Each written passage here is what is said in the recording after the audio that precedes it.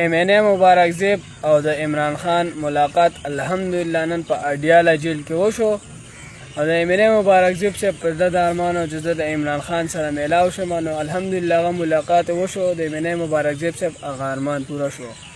ډیرو خلکو په مبارک زیب پسې ګوتې والې چې لکه د PTI نه لاړ شي د PTI د پالټۍ نه. نو زه هغه خلکو له سپیشل دا ویډیو جوړوم هغه خلکو ته شیر کړئ ستاسو په مخ به اوس څو سترګې پاتې. هغه لاړه د عمران خان سره ملاقات هم وکړه الحمدلله PTI کې له هغه ته ایکسپیکټ هم ورکړو.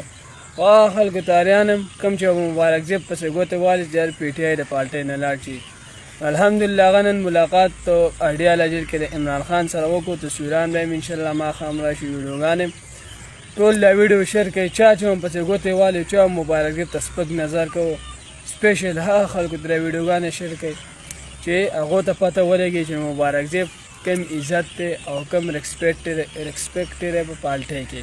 ډېره مهرباني.